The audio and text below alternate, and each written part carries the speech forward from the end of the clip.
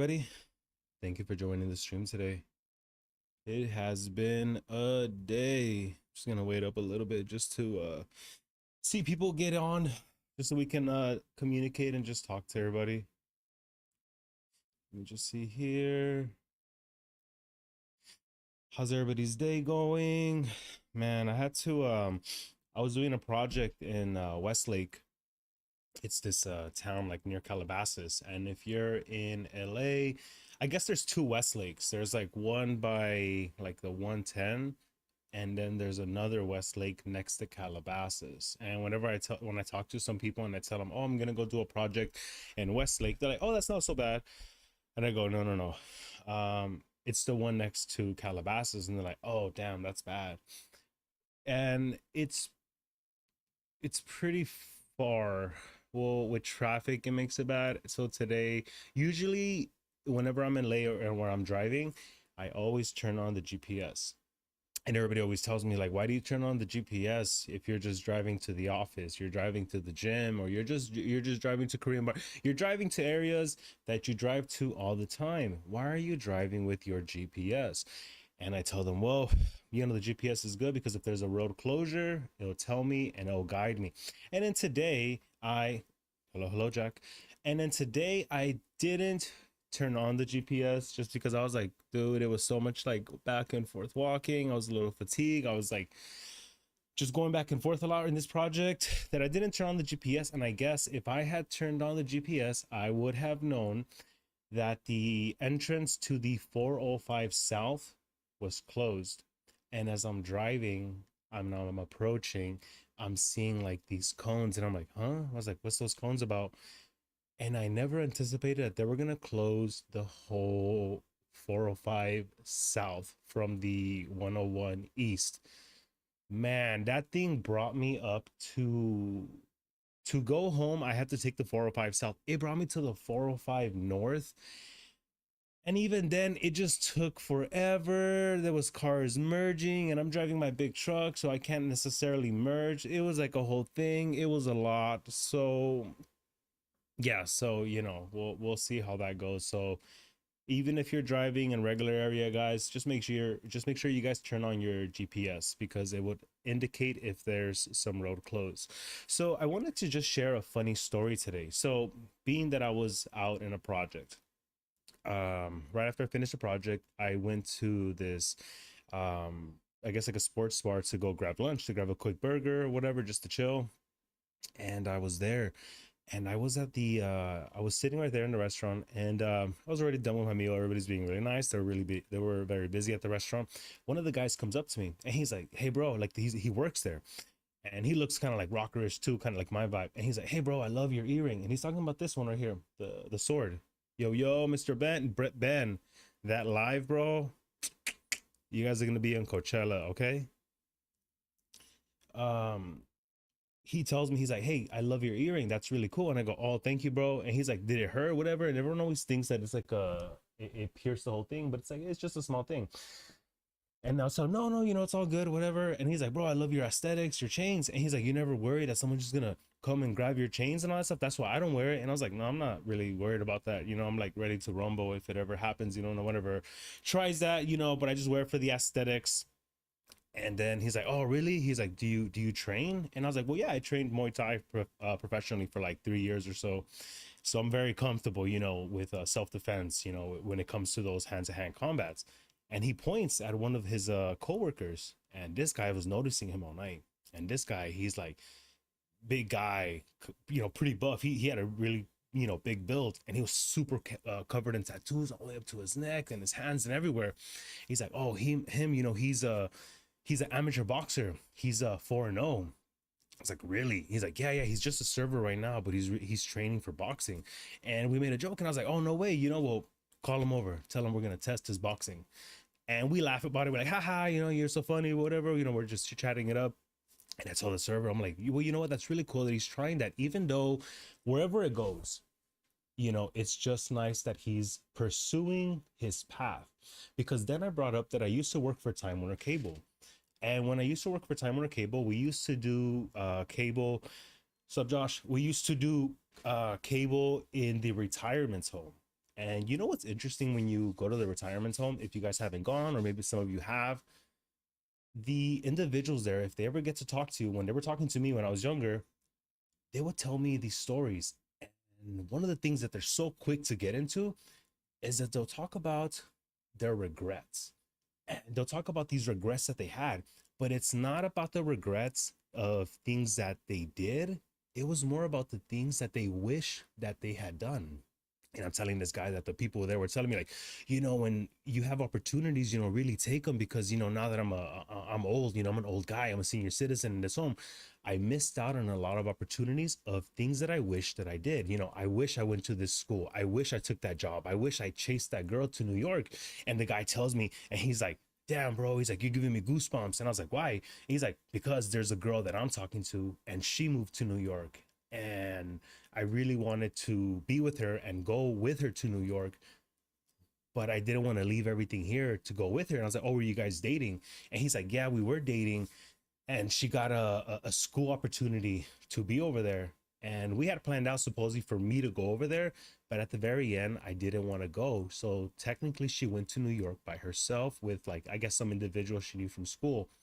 But he was supposed to go with her, and he says that he regrets it, and he says that every day he always thinks, man, I really wish that I went. So I told him, bro, you seem like a young guy, just go and follow your heart, whatever. And even if whatever happens, or if it doesn't work out, it works out, at least you're in New York, and that's a change of environment. So guys, just the moral of the story before we get into today's segments, try to live with I don't want to say no regrets, that sounds silly, right? But take those opportunities and just go for it, guys. Just go for it, because time will pass. No regrets, no regrets, guys. Okay, so without further ado, I don't want to waste anybody's time. Why don't we watch some of the videos for today? But remember, guys, no regrets, no regrets. I was looking online and I saw this really cool video, and obviously it's like AI or whatever, but it's about talking about the future and where tech is gonna be going. Let me just change the scenery right here. And it starts going, here we go, with robots cooking breakfast for us. Yeah, there we go, no regrets. So what if we live in an era where robots start cooking breakfast for us? I think that would be pretty cool if robots start coming in the mix. It seems that us living with robots, guys, isn't a thing that's just something that happens in movies or a show. It it's really happening now. There's robots in the mix. They may not be like Terminator status, but there's some robots activity happening. So this video goes a little bit into a version of robots cooking breakfast for us. So the title of the video is Tech Nightmares. Oh no, it's brought to you by Tech Nightmares, and it's this is 1,700 cooking robots shock the world. So let's see what it has in store for us. Walking into your kitchen after a long, tiring day. You're hungry, exhausted, and the last thing you want is to chop vegetables or wash dishes. But instead of ordering takeout, you simply say, hey, robot, start dinner. And just... That's like we gonna be the breakfast. That's pretty true. Skynet gonna happen, dude. It's like a real thing. So I saw this thing that said like, oh, robots can take over almost 80 to like 90% of the jobs out there. That's how I talk to my wife. You're funny. So if robots can really take so many jobs out there, what would happen to us as individuals? Like what will be the plan? Like, let's just say that they push, because there's a lot of stuff already. People are getting replaced with AI. People are getting job replacements with AI. I think we talked about that before. And then there's already advancements in tech that's replacing other jobs. So what is to really happen if so many robots came and just took all these jobs? What if they just, what happens? What then? Like, what are we supposed to be doing for income? Or are they going to give it? Like, what would be the purpose of that if robots just take all the jobs? I always think about that. Like, what would be the point? Like if they did everything and we could just not work because there's nothing that we can really do, very minor things, like what would we really do? So let's just check out this video. It's just for fun, guys, but just the concept of robots just cooking for us in this scenario. Just a few minutes, a hot restaurant quality meal appears on your table, perfectly cooked, delicious, and made without any human effort. This is no longer science fiction. So no The one's most advanced testing my cooking food. No robots one's are testing if already it's too transforming spicy. kitchens around the world, from fancy restaurants to future homes. In Japan, Toyota's Motoman SDA-10 robot flips perfect okonomiyaki pancakes with chef-like precision using its 2 mechanical arms. Connected robotics kitchens prepare Japanese noodles at high speed, solving severe labor shortages. Even humanoid robots like 1X Technologies Neo are competing in cooking challenges, cutting, mixing, and cooking while learning from humans. Singapore's Ratio Cafe uses robotic arms to make over 50 different drinks and snacks consistently. In Tokyo, the Sawyer robot brews perfect coffee, replacing several employees. Bangkok's Hajime Robot Restaurant features dramatic samurai-style robots that cook, serve, dance, and even entertain kids. China is leading with versatile humanoids like Astrobot. So what would be a world where robots are just there? So there's this company called Boston Dynamics, and you guys can look it up. Boston Dynamics was this robot tech company that is pretty much just leading the game into the mix. I know that there's Tesla bots as well. Tesla, to me, you guys, let's just pay attention and let's listen to those price ranges, because if you heard some of these price ranges for the Tesla bots, I believe they're somewhere around like 30K. 30K obviously sounds like a lot of money in one bulk, but that's not far range from like a basic car. So would you guys get a Tesla bot or just a bot to do chores around the house? For the most part, 9.999999999% of the times, guys, we're gonna probably go with those robots. Like, I would definitely go with the robot if it's helping me with the chores around the house, because it's very tedious. Who's gonna feed the horses or clean the poo? The cars become mainstream, so yeah, it becomes like a whole thing, you know, like with the robots will be doing everything. That's just the thing, you know. We're gonna be living in an era where robots are gonna be in the mix. Like, right, it's interesting the time we're alive that we're like overlapping, and let's just see how far it goes, because robots will be part of the mix helping build robots. So robots will build robots. So let's just keep it going. S1, which can cook, set tables, pour wine, and learn new movements through AI. The UK's famous Moley Robotics Kitchen costs around $333,000. It has 2 robotic arms. 2, trained by master chefs, follows over 5,000 recipes, and even cleans up afterward. In the US, Flippy by Miso Robotics fries burgers and wings in busy restaurants. Stanford's mobile Aloha learns complex tasks like frying shrimp just by watching a few demonstrations. Tesla's Optimus is already acting as a bartender and is being trained for home cooking. Other impressive examples include Richtech's Atom and Scorpion robots mixing drinks perfectly, Cafe X running fully autonomous coffee bars, and fully robotic restaurants in China serving hundreds of dishes with almost no human staff. Hyperfood Robotics builds... I'm a business owner, right? So, you know, I run an event business. If I'm able to get, you know, robot help for my business, I mean, if you guys ran a business and you knew how I was working with individuals, you'd be like, dude, yeah, I would love the robots, because you work with individuals. Electricians are good, yeah. So if you work with individuals, like, you deal with people, and like how some people are, not everyone's gonna be, you know, good help or a good team player in the mix. You're gonna have some team members that don't work as efficient, or they're just, you know, going with the flow. They're not really giving it 110%. If they mess up, they're like, well, I don't know, you know, you know, who, no one told me, or I didn't know, man. Hey man, I didn't know. And like, we deal with those things like that when we hire people. So it's like, you know, we would probably hire these robots. But let's keep it going. Entire container kitchens that cook pizzas at high speed and clean themselves. These robots solve big problems: labor shortages, inconsistent quality, and high staff costs. They deliver surprising delicious results with precision every single time. But here's the exciting part for regular people. Truly affordable cooking robots under or around $5,000 are emerging fast in 2026. Germany's Thermomix TM7, priced around $1,700, is one of the best all-rounders. It chops, weighs, stirs, steams, and follows guided recipes with thousands of options, perfect for busy families. Newer AI-powered options like Porsche Kitchen Robot, around $1,500 to $1,750, can sear, simmer, and build full meals like stir fry or pasta automatically, feeling like it's pretty having cool, a you know, private as like chef at home. if you have a family In and you're working all Asia, day, this will be smart pretty cookers cool, you from know, brands to like have Appliance the and robots, others you under know, just coming in and $1,000 cooking for us. excel at local curries, rice dishes, and everyday meals with app control. While we don't yet have a full humanoid chef for $5,000, these smart systems already save hours every week, reduce cooking mistakes, and produce tasty, consistent food. The future is clear. Robotic cooking is becoming more accessible, more delicious, and more affordable every year. Prices are dropping rapidly as technology improves. So the big Future question of is, tech, guys. would you Future let a of tech. robot cook your dinner every night? The era Obviously, of a lot of robotic us would say chefs has yes. A truly lot begun, of us would and it's let the shocking robots the cook world and with just how be good part the of the food household. tastes. What do you think? Are you ready for a robot in your kitchen?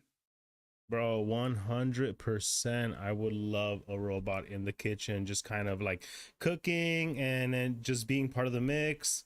You know, that's you know, pretty much part of the day-to-day activity that we have to go through. You know, the tech world is just advancing. It's pretty cool. I'm really big on tech. I love the direction it's going. I love the self-driving cars. You have self-driving cars, and then I believe that Australia was testing their self-driving, or no, self-flying airplane that can go for 24 hours straight with no pilot. So that is pretty cool. So that is the tech segment of the day, guys. I want to move on to our next chapter, and I want to talk about sports. I'm really big on sports. I love, you know, basketball, football, UFC, you know, boxing, like all your, you know, mainstream popular sports. I love them. And one of the sports that I really like is football, right?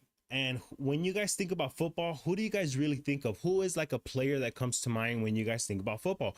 A lot of people will say, you know, your pretty much like big name is Tom Brady. Tom Brady, is he hype or is he good? You know, stats will say he's really good. You know, Tom Brady was like, you know, one of the best, and it's really interesting because now he's on ESPN. They gave him a deal so he can be, you know, a voice, like an announcer. He's someone that we talk. Michael Vick, yeah, that's funny. I had his jersey when before the whole incident happened. That was a big thing. So one of the big games that pretty much solidified Tom Brady, that made him like, oh shit, you know, Tom Brady, he is legit, was the Super Bowl game with the Atlanta Falcons. Around the third quarter, Atlanta was already up, and everybody was like, dude, you know what? The Patriots are not going to take it this year. Atlanta has already advanced so much.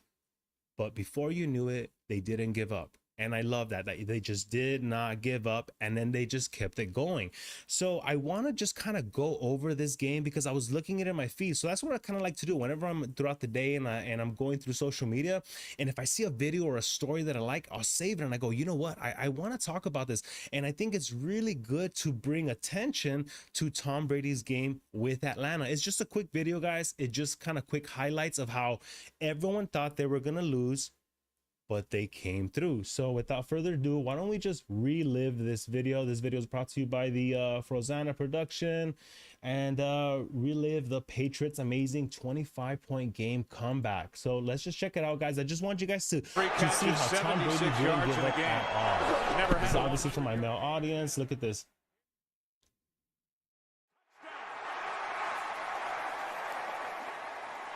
And I'll be forwarding it a little bit. We don't got to watch the whole thing, but I do want to just check it out.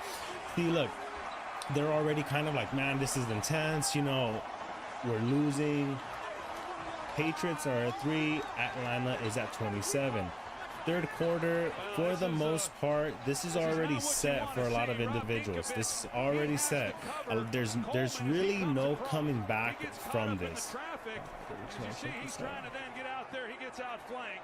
There's no way you're going to be able to make a play. Hey man, that's another subject, right? That's another subject. Brady has a man, first down, big conversion. Amendola out of bounds inside the 40. That's why that. Now third down and 8. Brady flushed out. Will run.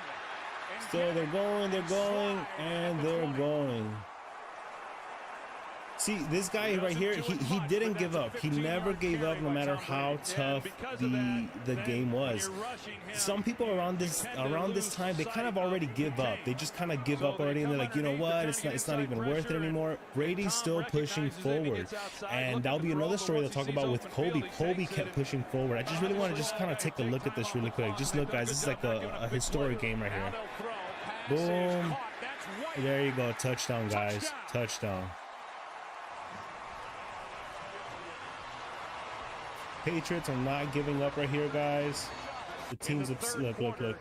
First touchdown of the game for New And England. just replay it a little bit. They're already going up. They didn't give up. They're still pushing forward.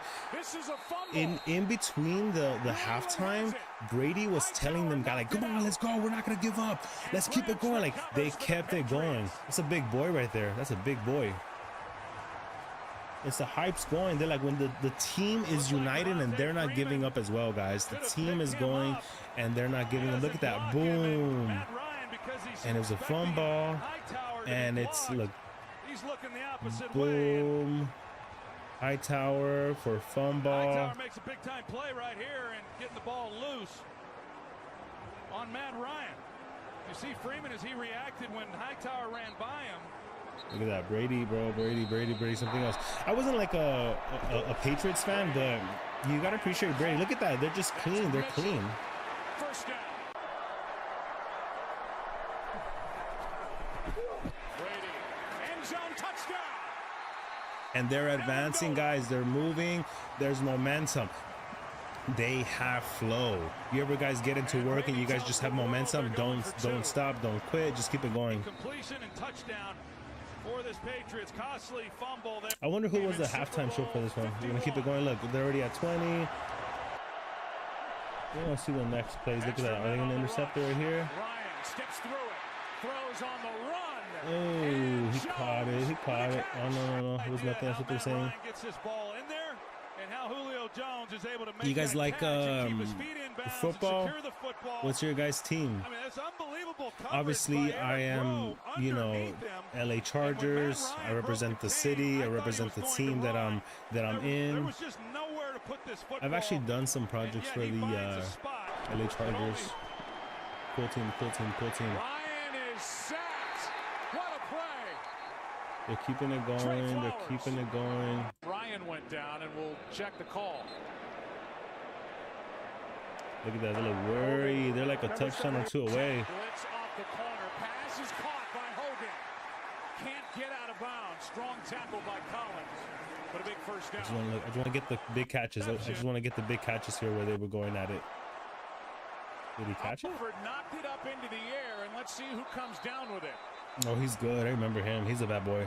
Bad boy.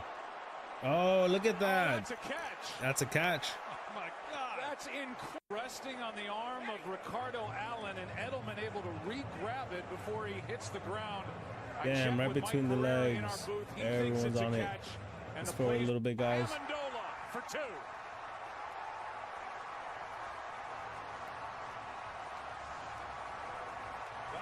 He's trying to get a jump on him, but he goes too fast. Remember that I was gonna go pro in football, but I didn't like the schedule. It is heads. New England has won the toss. Elected to receive. And the Patriots were Patriots because of Brady, and no one can say anything else because since Brady has left, they have not been the same. Look at that. They're tied right here. Look at that bad boy. Look at that bad boy. He's out, bro. He's out. They're pushing it. This is pretty good. How much time is left right here? Oh, no. Not clean. Brady has his 5th. From the 2. Look. Toss to White. He's in. Patriots win the Super Bowl. Overtime right there. They kept it going. Has his 5th. What a comeback.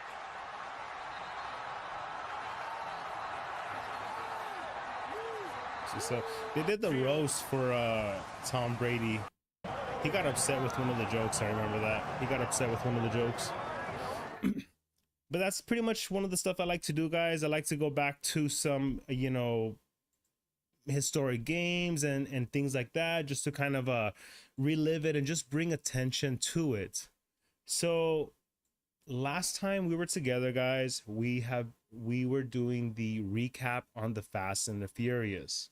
So we're just gonna jump into it really quick. The last two movies we did were the Fast and the Furious 1, Too Fast, Too Furious, and I told you guys how we got caught up. I remember I was ditching that day school, and one of my boys got caught, and it was like, you know, the craziest thing. I remember we ditched, and I didn't even have money to go to the theaters at the time. Different world, guys, different world back then. So today we're gonna do a quick recap on, you know, the Fast and the Furious, the third movie, which is Tokyo Drift. Now, at the time, if you guys were watching it, it really seemed like a out of nowhere film. You know, no one knew what this was going on at the time. Was like, no one knew how deep they were gonna go with the franchise. Like I say it all the time, guys, I love the Fast and the Furious movies. People are always like, oh my god, how do you watch it? It seems so extra, blah blah blah. Dude, I love the extreme, I love the extraness, I love that they just are just so wild, and there's no limit to where they'll go. Dude, they're probably going to be featured in the Avengers, you know, to fight Doctor Doom. That's going to be like a whole other thing. I just love the extraness. I love it. So today we're going to do a movie recap on Tokyo Drift. I think it was really interesting because, like, at the time, like I said, nobody knew how deep they were going to go, and at the very end they connected it. And then the following movie, and then the two other movies, they really just kind of brought things together. Fast and the Furious, yeah, the first one was everyone loved the first one. I remember talking to a lot of car guys. They're like, no, the first one was the best because it was just about racing. Now it's just, you know, everywhere else. And then at the very end of all the recap movie, guys, for Fast and the Furious, I want to do this this guy. He's like a mythbuster for the Fast and the Furious, and he says all the stuff that just like cars typically wouldn't do. So without further ado, guys, let's give a big shout out to Movies in Minutes. Fast and the Furious Tokyo Drift in a minute recap, guys. Let's watch it. I thought it was pretty cool. I love the whole Tokyo kind of vibe and everything. Let me know how the audio is, guys. In Oro Valley, Arizona, troubled high school student Sean Boswell and athlete... Guys, does anybody know who this is? This gentleman right here. Now, I don't know his name. Tokyo Drift is the best. I don't remember his name, but he was the kid star for Home Improvement. He was really cool. So I was really happy when I saw him. I was like, oh, cool. You know, I like when I see, you know, actors that I saw back in the day, you know, still have consistent works. Makes me feel cool, you know, that they're like, oh, okay, they're so active. Clay raced their cars, a 1971 Chevrolet and they were racing Monte for Carlo, some girl. and the 2003 Let's see Dodge the girl Viper again, to guys. win the We're affection not gonna of Clay's girlfriend, judge. Cindy. That's the girl, When guys. Sean You guys cuts can through a determine if you structure and guys catches would up to Clay, go up to desperate all to this win, effort hits to Sean's car race for her. repeatedly until they reach a high-speed And that's turn, really intense, you which know, just to causes be both cars to hitting crash. this Clay car. and Cindy's wealthy families And I remember he help them escape smiles in this punishment. scene. He has like a whole But like because bloody Sean is a repeat smile. offender, he is sent to live in Tokyo, Japan, with his... As punishment, guys, you are sent to Tokyo to live your high school years to be in there. Now, is that a big punishment? I don't know. A lot of us would have taken that offer. His father, a U.S. Navy officer stationed in Tokyo, in order to avoid juvenile detention or jail. While in Tokyo, Sean befriends Twinkie, a military brat who introduces him to the world of drift racing.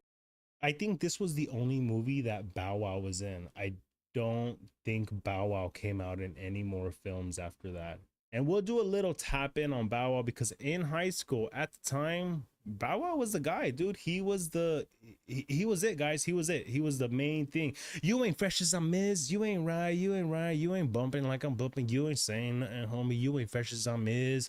He was a big thing, guys. He was a big thing. Racing in Japan. Sean has a confrontation with Takashi. Make me like the Mike. Yeah, he was a big thing. AKA DK. DK, and they had asked him, they're like, do you know why they call him DK? And he's like, Donkey Kong? Though barred from driving, Sean decides to race against Takashi, who has ties to the Yakuza, and drives a 2003 Nissan 350Z. We'll probably do a video on the Yakuza Sean as well. in a I think that's pretty 2001 cool. Nissan Silvia S15 Spec S, loaned by a racer named Han, but loses his first race with Takashi due to his unfamiliarity with drifting. To repay his debt for the car he destroyed, Is he saying Tekashi? Tekashi 6ix9ine? I'm just piecing that together. Sean agrees to work for Han, who drives a 1997 Mazda RX-7. They did so many memes on that. Friends, with Han agreeing to teach Sean how to drift, explaining that he is helping him because Sean is the only person willing to stand up to Tekashi. Sean moves He's saying it, Tekashi. Dude, let's put the. I always forget, guys. If I don't have subtitles on, please tell me. Look, we're gonna rewind it a little bit. In with Han, and soon masters drifting by practicing in a 2006 Mitsubishi Evo. Him because Sean is the only person. Dude, this guy's name is Tekashi. Tekashi 6 is. I'm just piecing that together. Look, the guy's name is Tekashi. What is the connection there? We're gonna dive into that, guys. Person willing to stand up to Tekashi. Sean moves in with Han, and soon masters drifting by practicing in a 2006 NyQuil, Mitsubishi you know, Evo, some gaining vodka. respect after defeating DK's right-hand man, Morimoto. Sean soon asks Neela out on a date, and learns that after her mother died, she moved in with Tekashi's grandmother, which resulted in their relationship. An enraged Tekashi beats Sean up look at the that. next day, Tekashi 6ix9ine's telling him to upset. stay away from Neela. Neela subsequently leaves Tekashi and moves in with Sean and Han. Tekashi's uncle Kamada, the head of the Yakuza, reprimands Tekashi for allowing Han to steal from him. Tekashi and Morimoto confront Han, Sean, and Neela. He was taking money from the bad guy. He was taking just like they were already doing illegal activity, and he was like on top of the illegal activity, and they were thieves or whatever, they were criminals. He was stealing from that pot and then turning it in. And then the numbers never lie, guys. And they found out that Han was pretty much stealing. About the thefts, Twinkie causes a distraction, allowing Han, Sean, and Neela to flee, who are then pursued by Tekashi and Morimoto.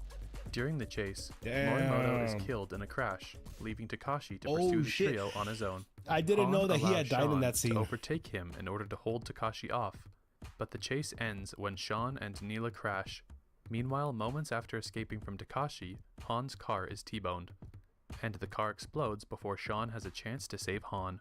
Tekashi, Sean, and his father become involved in an armed standoff, which is resolved by Neela agreeing to leave with Tekashi. Sean's father prepares to send him back, but Sean pleads him to let him fix his own mess. His father then agrees and makes amends with him. Twinkie gives his money to Sean to replace the money that Han stole from Tekashi, which Sean then returns to Kamada.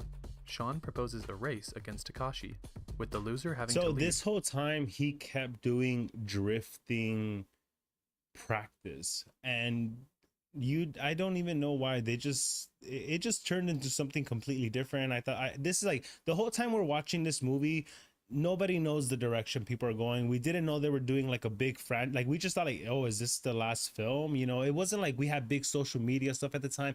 We didn't even know like what direction they were gonna go. It wasn't until like the next movie, a little bit after, you kind of find out that they're like deep dive in the whole, you know, Fast and the Furious franchise. The Rock's coming out in it.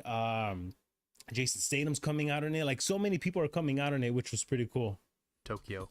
Kamada agrees to the challenge, but on the condition that the race take place on a mountain, revealed to be the mountain where Tekashi himself is the only person to make it down successfully. Sean and Han's crew restore Sean's father's 1967 Ford Mustang Fastback to drift specification. They're bringing a little bit of a presence of Vin Diesel there. Previously wrecked Sylvia, including the engine. That night, on the mountain, crowds gather to see the race. Tekashi takes the lead initially, but Sean's training allows him to catch up. Determined to win, Tekashi resorts to ramming Sean's car, Everyone's eventually always missing cheating and driving off the mountain while Sean crosses the finish line, with Tekashi's car almost falling on him in the process. Shit. Kamada keeps his word and lets Sean remain in Tokyo, and is now christened the new Drift King. Sometime later, Neela, This is the Twinkie, part where and they Sean said it. They're are like, enjoying oh, you have a themselves in friend. their You know, he's like, newfound I'm not home place racing and tonight. freedom. Dominic So I don't know. This is like it was super random right here. This is where they start tapping into it. And at the time, if you were watching the trailer, like when we were growing up and the trailer was first coming out on TV, it wasn't an internet thing, wasn't on social media. You just saw it on TV. They really advertised that Vin Diesel was going to be in the mix. And he just came out at the very end for like less than a minute. Challenge Sean, and he accepts after the American proclaims himself as Han's family. yeah, he got that American Cars for Me drive, and I don't know what. So for the next movie, guys, obviously we're gonna tap into the we're gonna tap into, hold on, we're gonna tap into the fourth one, and this is where everything starts getting tied into everything. All right, guys, so I really appreciate everyone staying with us so far. So I want to ask you guys, do you guys collect? Does anybody collect things? Are you guys are on collectibles? One thing that I really like, I don't really collect them, but I love, like, the pocket blades for for work, all this, especially if they have like the seatbelt cutters. I really like it because of the it helps me out with my job. That's like a big thing. Yeah, the cars, the Pokemon cards, dude, we're gonna do a video on Pokemon cards and how crazy it's gotten. I remember we used to steal them. It was like a big thing. Dude, it was so wild, dude. I remember I had a Mewtwo card and I don't remember what happened to it. But the next individual that we're gonna see, his name, some of you may know him, is Dana White, and we're gonna go inside Dana White's personal office where he's at, and he has all this stuff that he collects. So just imagine, a man with this much capital. What is he collecting? What does he have with him? I think it's going to be pretty interesting. I've seen a lot of collection stuff in the homes that I've been. Obviously we can't even share, but I just want to share with you guys. So this one's called With a Complex: Inside Dana White's Insane Office, $2 million card collection and rare memorabilia on display. So let's see the type of stuff that Dana White has in his office. Now, if you guys know Dana's like a guy's guy. He loves, like, cigars. He gambles. He loves the UFC. He loves Jon Jones. He's super big on Jon Jones. So let's just see what kind of things Dana White collects in his office. No matter where you are in your life, you're always into something at some point. It's whatever speaks to you at the moment. It's just something that ends up having some type of personal meaning to you or some type of attachment. I do have cards, like sports cards. I do have a Kobe Bryant card. I have some Dragon Ball Z cards. I got a few things. I do have, if you guys look at the back stuff here, we do have some fun stuff in the back. I got a painting that one of my boys made. That was pretty cool. I have this chessboard, and the really cool thing about this chessboard, guys, is that it's magnetic, so the pieces don't fall. You see that?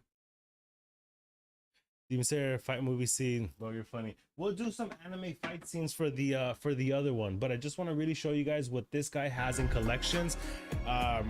He has a lot of autograph stuff. A lot of the stuff that Dana White is autographed, so that's pretty interesting. So let's just see Dana, thanks so much Superman for Cave. Let's see what he has in his office. Like a year and a half ago, and now we're here for the collectibles. And I want to talk first about this space and this office. I feel like you could live here if you wanted to. Is that what it was built for? Yeah, this basically is designed so that I never have to leave. Yeah. This is where I spend 90% of my time. Okay. So anything that I need, there's no excuses here. We got the kitchen where we got great food and you can eat healthy. I got the gym where I can work out every day.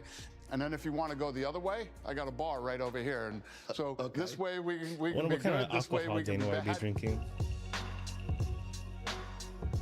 You're always adding to this office and collectibles, but we have to talk about the card collecting and you getting into this. Fanatics bought Topps and then created a whole market of cards for the UFC. So I started doing these unboxings, and you totally get into it. It's basically like gambling is what it's like. Which you've done before. Well, I'm a fan of. So we do unboxings He gambles every big. Friday. He gambles and then really, I really give big. the cards to the fans. And that has really started UFC fan base to become card collectors. I feel like you replaced Fuck It Friday with like Rip It Friday, right? I did. Okay. That's exactly what I did. I was like, because I'm keto, and fucking Friday was kicking my ass, man.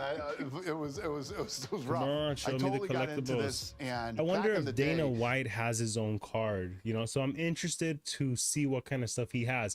I know he had a samurai sword, which I really want samurai swords here. I want to have some collectibles. I have some anime stuff. I don't know if you guys can see it on the side. I have the Attack on Titans series, or at least part of the chapter right there. That's pretty cool. But I think it would be really cool to just see what does he have in his You seen a One Piece Dodger? Dude, I saw that, you know, and people are just, you know what's really interesting for a lot of the collectible stuff? There's a lot of people waiting in line and they're just buying things in bulk, and they're buying it not because they really want it or they appreciate it. They're buying it to resell. And some people are like, yeah, what's the problem? What's the problem? You know, and I guess everyone can do whatever, you know, they want, but they flip it. Yeah, a lot of people flip the stuff just to get it. What is it? What was that watch brand? Cartier? No, what was that watch brand that they were releasing like a $400-$500 watch, and it usually costs so much more. Gosh, I forgot the title of it, but it'll come to me. Let's just see what Dana White has. Cards, you'd have to put them in a safe somewhere, and yes, nobody could see them unless you pulled them out. Now they built these safes. This is a safe, and you can actually show them off, and it's like a piece of art. Yeah. You can adjust the light. You can completely turn it off, or you can make it as dim. He loves Michael Jordan. He said it too. He's a big Michael Jordan fan. And you know what's funny? When I don't know if you guys remember this, but when and we're gonna do a recap on this fight later on, when Chuck Liddell fought Vanderlei Silva, Chuck Liddell wanted to keep those gloves. He's like, no, this was one of my, you know, top fights that I want. So he turned his gloves with Vanderlei Silva into a collectible thing. So that was really cool right there. Mm-hmm. Or as bright as you want it. It's just such a cool concept. Yeah. So I ended up building the safe, and I've invested in some cards. I recently Mike just Tyson, bought the Jordan, the Brady Refractor, and the Tiger Woods for $1 million. Wow. No way. If Jordan signs that card, the word is it's worth $5 million.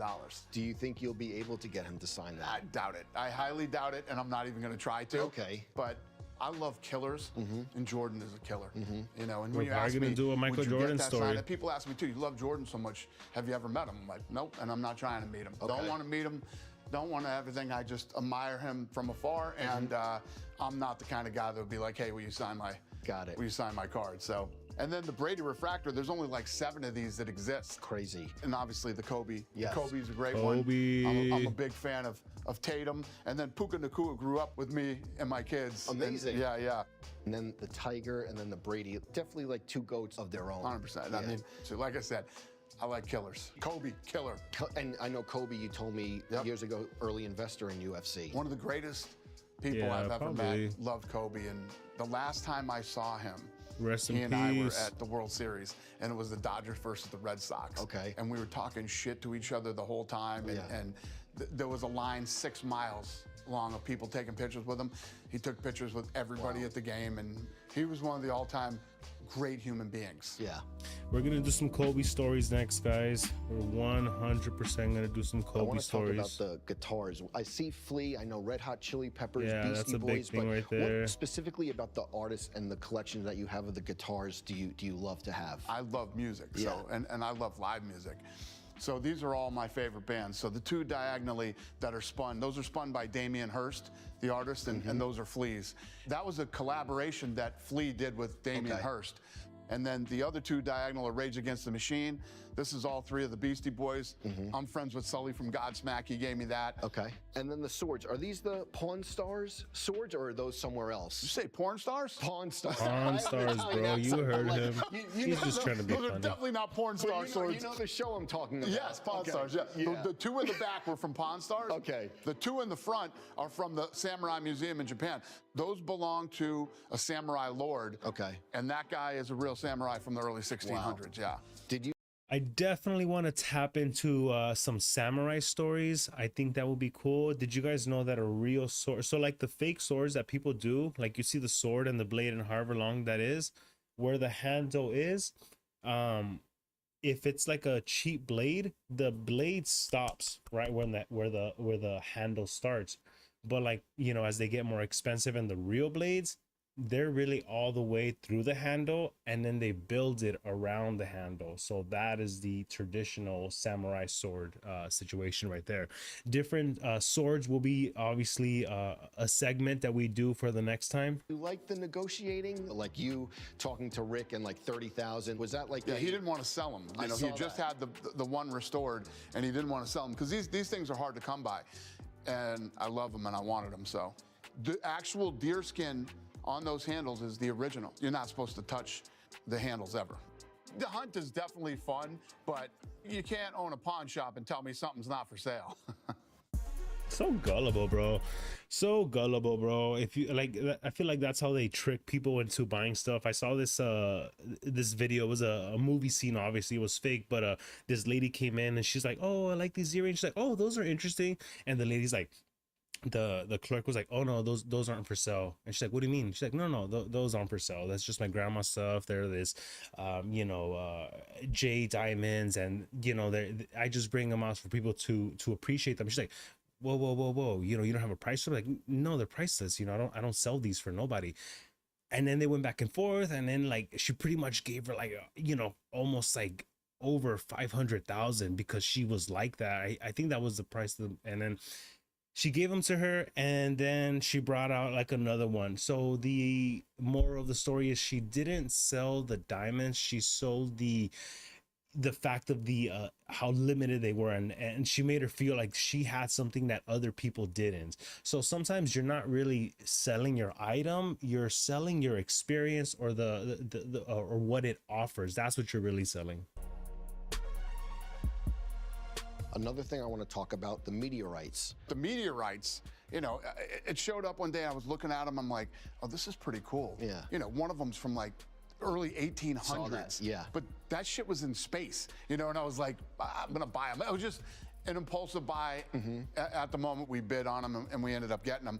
And I bought another one, and I sent it to David Spade. Okay. Because remember Joe Dirt? And he thinks that he's got a meteorite. Yes. So I said, hey, Joe I Dirt, remember now that you got movie. a That real was a one. funny movie. So like, do you have a meteorite guy, or how does that come about? So what they do is when stuff goes up to auction, they'll send you an auction book of everything that's up. And I saw these meteorites, and I was reading about them, and I'm like, this is pretty badass. Yeah. So I bought some.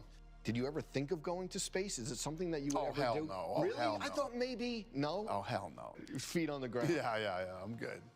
I was just feeling it at the time. These things came from God knows where in space. Yeah, I guess I want to own them. I don't know. Collectibles are a very personal type thing.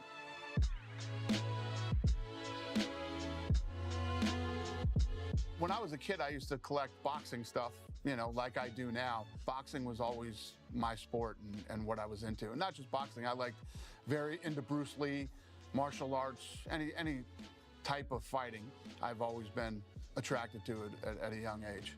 Dana, we're in the Vinnie Paz belt section, but you have boxing memorabilia all over this place. What specifically about Vinnie do you love, and did you want to collect these belts? Well, two things. I wouldn't be here right now if it wasn't for boxing. The sport of boxing is the reason that I'm even here.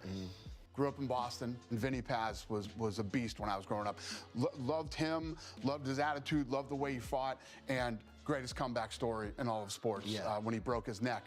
We were talking one day, and boxers get paid more than UFC fighters. So that's like a really big thing. Boxers get paid where a they can lot be seen. more. So I bought all his belts from him. This building, the whole campus here at UFC, celebrates anybody who contributed to combat sports. And we have to talk Tyson, of course. You see Tyson almost at every corner of this office. Tyson is my, I mean, anybody who grew up when I grew up, Tyson was just Tyson's going to be another gentleman and great athlete that we do stories on. What I love is I saw the Mike Tyson Punch-Out Nintendo game in that office. The Nelk Boys got me that for my birthday. That's a serious I played that game a long time ago. You really cannot beat him it's like there. 130,000 for that for box. the little guys. Did you ever play Mike Tyson's Punch-Out? When you ask to buy somebody's belts, and Mike Tyson has taken them before and thrown them and said, these are trash to me. He has this love-hate relationship with his past and boxing, but he's not going to give up those belts. And his family want it. I mean, you got to imagine his wife and his kids, they all want those belts. And I want to end on something simple that I always love, the drive back in the middle of the night. There isn't a night that I don't leave here or wherever I was before when I take that corner and the whole view of the city is there. Nice. I love this city so much. That's a beautiful sight too. Every night when I turn that corner, I mean, if you guys are ever driving from LA to Vegas, it's always such a cool thing. You always know that you're gonna arrive to Vegas when you get to Buffalo Bills. That's always like a big thing. As soon as you hit Buffalo Bills, everyone always feels like, oh my god, perfect, we're 1 hour away. I remember one time I had to do a project in Vegas, and we left so late, and we're like, dude, we have to just do the straight shot. I drove to Vegas those like 5 hours, no pit stops, no, not just a straight shot, because I knew that we just needed to be there. And I remember like almost like 2 hours before that drive, I had stopped eating and drinking anything, because I was like, no, I'm prepping my body because I don't want to make any pit stops. And we did a straight shot, completely straight shot to Vegas. So that's always really cool, especially when you're driving at night and you see Vegas. It just hits a little bit different, because you're like, oh my God, that's so cool, Vegas. When you driving, you hit Vegas in the day, it just feels like, oh, okay, cool, we're here. But when you see it at night, it's such a better experience. Fuck, I'm lucky. As I get older, it'll be interesting to see what I'm into next and what I end up doing, but it's whatever speaks to you at the moment. Now, I'm always going to collect some. I never thought I'd be into cards. Collectibles are a very personal type thing. Well, Dana, can't thank you enough. I know it was a super busy week inviting us back here and seeing some new collectibles. Thanks so much for doing On Display for Complex. Always a pleasure, brother. Thanks again. So that is Dana White's collectible, guys. That is it for that video right there. So thank you so much, guys, for watching everything through. I just wanted to make sure that I came out and I hanged out with you guys. So right now we will be transitioning into the next segment, which is we're just gonna get some gaming. We're gonna get a little bit of game. The game that I'm playing right now is Red Dead Redemption. Let me just see it right here. Well, I'm playing a few. I'm playing Call of Duty Black Ops 3. I'm playing 007, and then the other one that I've started is Red Dead Redemption 2. Now, I haven't technically started the game process on it, so right now this situation is me playing Red Dead Redemption 2 for the first time on stream with you guys, just so we can kind of all do it together. So let me get things ready here. Here we go. Oh, it's a Rockstar game.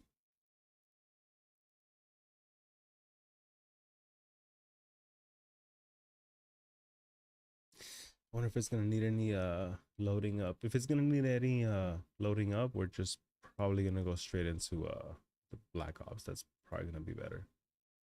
Come on, my boy. Yeah, obviously English. Let's do it. I accept. Oh, I really haven't done anything here.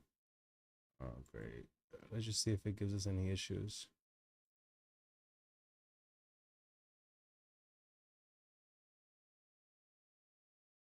I played a Red Dead Redemption a while ago, and I remember I stopped because I couldn't get on the horse. And I really hope that that doesn't happen right now, where I cannot get on the horse with you guys. I'm just waiting for the screen to change. But let me know what videos you guys want to be watching, you know, things like that. Do I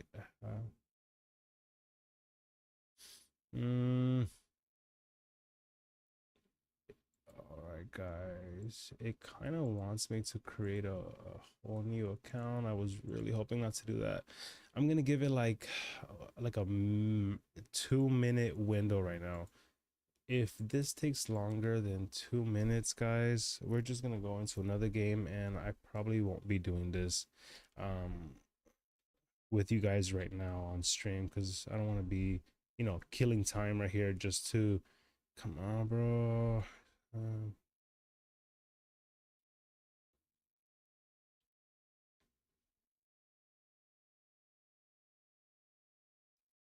One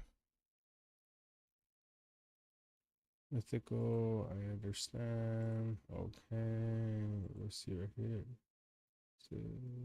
Okay, I gotta go through my emails. My bad, guys. I did not know that it was gonna have me do all these things, but whatever. Let's just kind of knock this out. I always like that cowboy game just to kind of get it, and I always do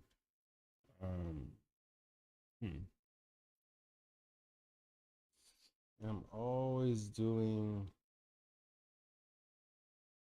Call of Duty online. Hold on, let me just get this right here. 602 9. Whoa, you went dark on me, my boy. What's my code? What's my code?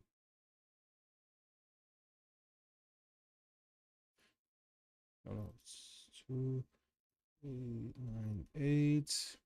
Here we go. Let's start doing some friends, whatever. Dude, I did not want to be doing all this linking stuff right now. It seems that I have to be doing a bunch of just linking my account to play Red Dead Redemption 2. I accept all cookies. If I accept the cookies, I'm expecting cookies. No, I don't have the Black Ops 2. I have a Black Ops 3.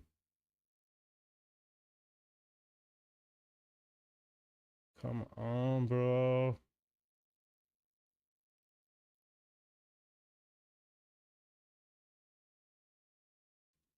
Let me see here, guys. All right, I think we're gonna be good. Red Dead Redemption, and then game audio. Red Dead Redemption. All right, guys. Loading.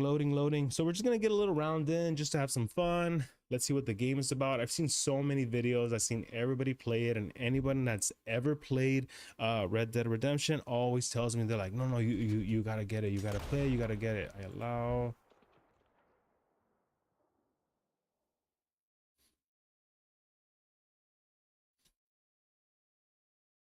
Cool. All right, guys, give me a second right here. I'm gonna step aside really quick. I'm just gonna let this load for a second. Oh.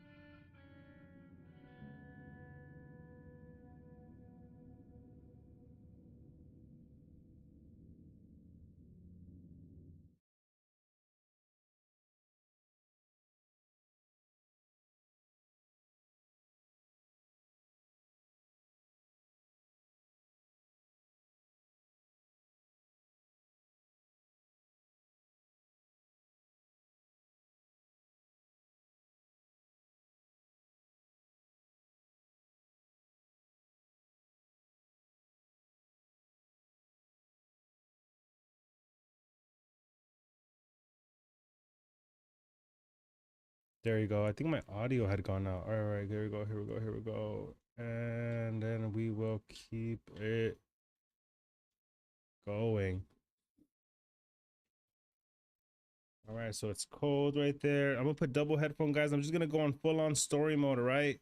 Full on story mode. Wait. This weather, it's full on story mode right here. I'm just hoping the law got as lost as we did. There. Fuck. I did not change Arthur! the Any luck? stream. I found a place where we can get some shelter. Let Davy rest while he... You know. An old mining town. Abandoned. It ain't far. Come on. Come on! Yeah!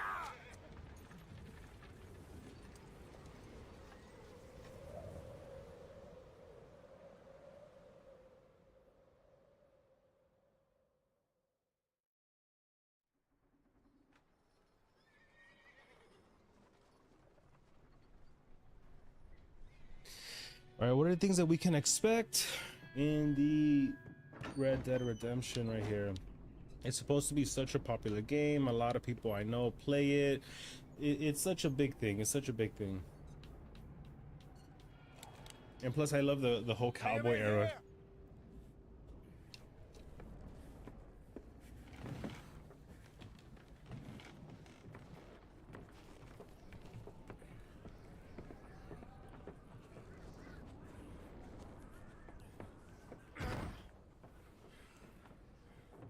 Miss Gaskell, get that fire lit, quick. Miss Jones, bring in whatever blankets we have. Mr. Pearson, see what we've got in terms of food. Davy's dead. There was nothing more you could have done. What are we gonna do? We need supplies. Well, first of all, you're gonna stay here, and you were gonna get yourself warm. Now, I sent John and Mike a scout. Can you imagine that? Just kind of living in that era. You just... You're gonna ride out. Yeah, man, that's really interesting. It's pretty intense. Seems really intense. There's no like electricity, running water. They just, I don't know if they found that building. They just kind of went there. Listen to me, all of you, for a moment. Now, we've had, well, a bad couple of days. I loved Davy, Jenny, Sean, Mac. They may be okay. We don't know. But we lost some folks. Now, it's unfortunate. If I could throw myself in the ground in their stead, I'd do it gladly. But we are gonna ride out and we are gonna find some food. Everybody, we're safe now. There ain't nobody following us through a storm like this one.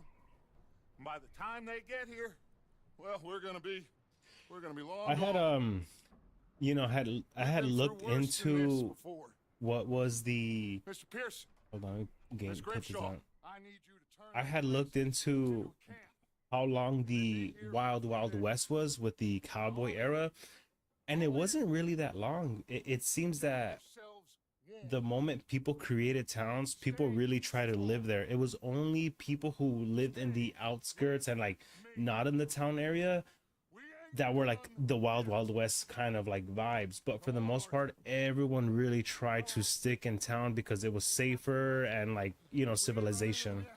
So they both must have headed down the hill. Sure. Hey, I ain't had time to ask. I don't want to skip it, but it feels kind of boring just to watch the storyline. We missed you. That's what happened. We miss you. Oh, which character am I? The guy with the beard? Or they both have beard. You need horses? Oh yeah. Hey, Mr. Smith, get yourself indoors. You need to rest that hand. I'll live. Get indoors, son. We need you strong. Oh, I remember this. Okay, so hold A to match the speed. All right, we're matching this bad boy speed. All right, all right. Damn, that just seems intense to be out here like this. Been 2 days or more like this now. Oh, it has to blow over soon. Do you think that their shoes were like water resistance and all that stuff? Their feet are probably cold. I don't even know, like, when did they have socks and all that good stuff?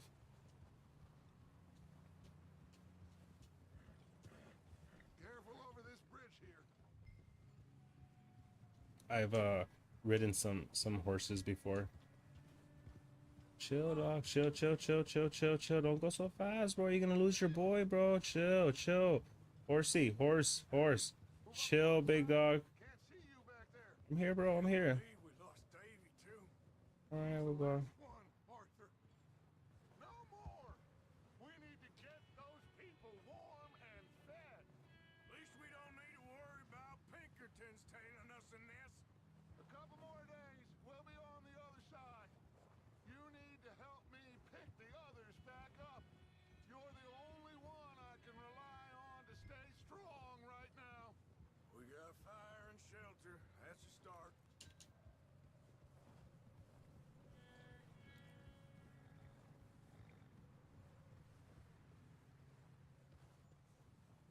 Look at that. You get some you get little options to talk to the gentleman here.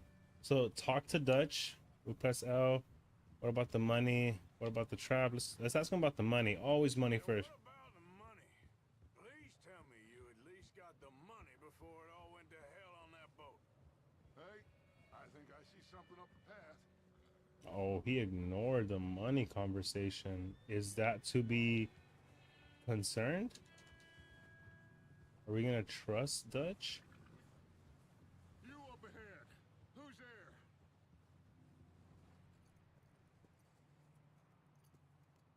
Micah.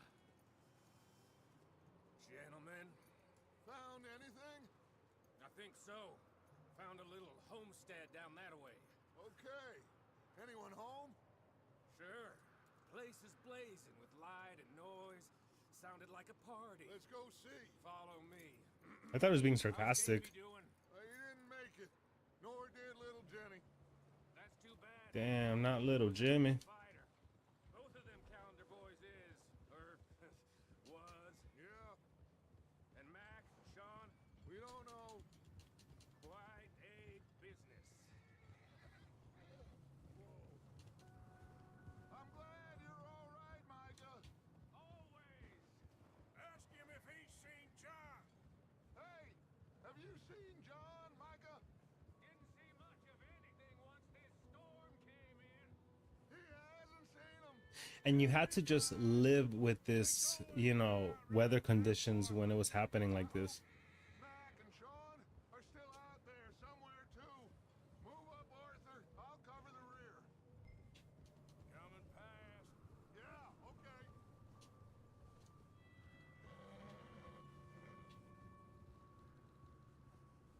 Are you sure you want anybody else? Let's ask him if you want anybody else. Run into anybody else? I reckon we're the only ones crazy enough to be out in this, Morgan. Yeah, well, don't talk to me about crazy. Oh, so no, glad you're all right. I was worried, Micah. Look, it's all gonna work out, Morgan. We lost a few folks, but that's just how it goes sometimes. Well, I'm glad you're feeling so good about it. Where are all the others? Old mining camp, back up the hill. Ain't much. Shelter. So, this house, you speak to the people there already? No, like Dutch told us. Look, don't talk to no one. Just following orders. You know me. Right. How much further? Not far. What does that mean? Not far. Wonder if he's setting us up. So it could be a setup, you know? Because he wasn't with us earlier. Okay, let's keep it down now, gentlemen. It's just up ahead. Dude, my horse is like just not relaxing, bro. Chill, big boy. You think he senses that this guy's a bad guy?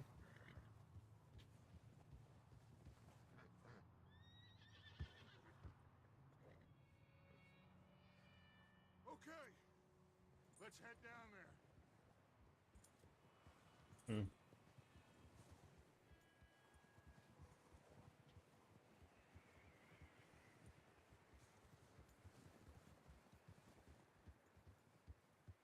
Just think, like, you know, we lived at this exact time, and our ancestors really lived around this time, you know, going through the snow in the mountains with horses, just searching for resources. That was like the main thing, just searching for resources.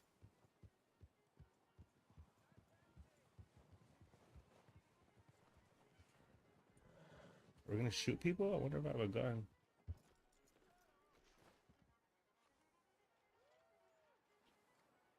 Let me do the talking.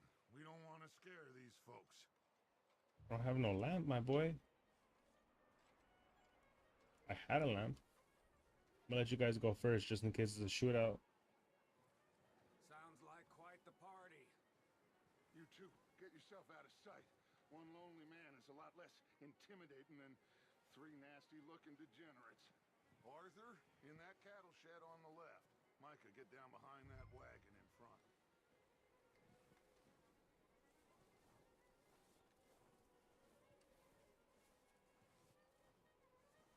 Arthur, what are you doing? I said get out of sight. Ooh, I am I not? Oh, that's the shit. My bad, my bad, my bad. Go, go, go. Bro, get out, bro. How can I get out of here? Hello? Excuse me. Hello? Dude, I'm always having trouble understanding these buttons. I am very sorry to disturb you. Oh, I guess I can't move My on. friends and I, well, we got into some trouble up the way. Lost in the storm. Ah, gentlemen. We can't help you, mister. I got folks Arthur. dying on the Arthur, trail. we got a problem. Folks, there's a corpse right here. Bro, we have a corpse. Body in the wagon. I hear you. Just keep your eyes on Dutch. Please. I think you should go now, buddy. Over there! More of them! It's an it! If you have any gold teeth there, get down! Oh, a little shootout, a little shootout. We're already with the shootout.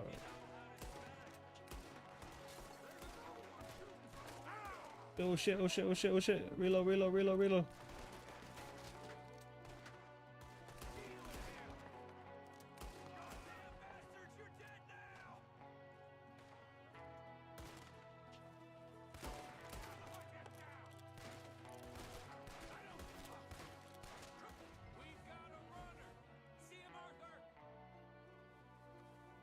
Where?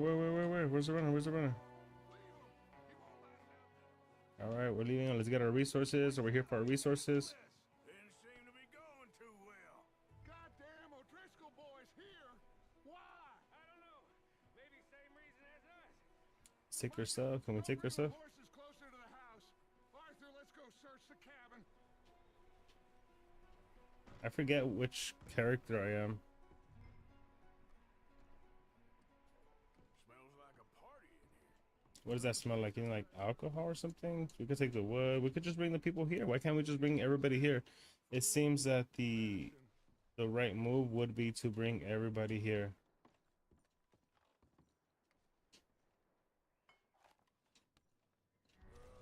I'm starving. Eat something now. Get your strength up for the ride back.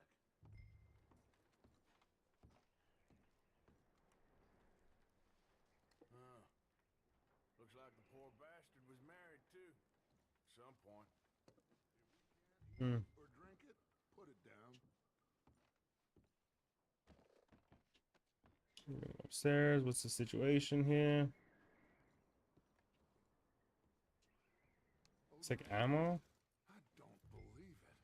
It's a strange one, all right. Maybe they're hiding up here too. There's a big price on Colm O'Driscoll's head. Nearly as big as the one on yours. Wanting Colm dead is about the only thing me and Uncle Sam agree on. Just trying to get familiar with the buttons right here. Get up, my boy. Get up. All right. Always get the buttons confused. I don't want to cover. We're going up. Warm. We could maybe move the women and Okay, so spot down, spotting up. Part of the starting a new game is just kind of understanding the buttons. That's always like the main thing. That's what gets everybody. That's what got me when I first played this game. I didn't really understand the buttons. Oh, who's this? Who's this? Oh, we're back outside. All right.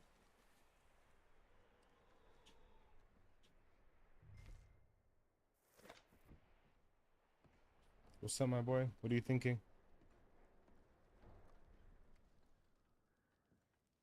No. We already saw this. We already saw this. What are we thinking? What are we thinking here? Something else to take? Something I'm missing?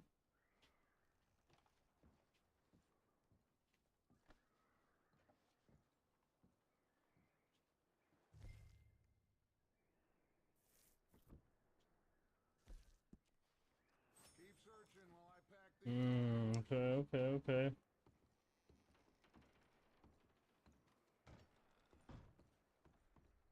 Grab anything you think we can use, then meet me out here. I mean, I would take all the blankets, the fire. I would just tell all the people, like, hey guys, there's another area just up ahead. They have a bunch of stuff for us.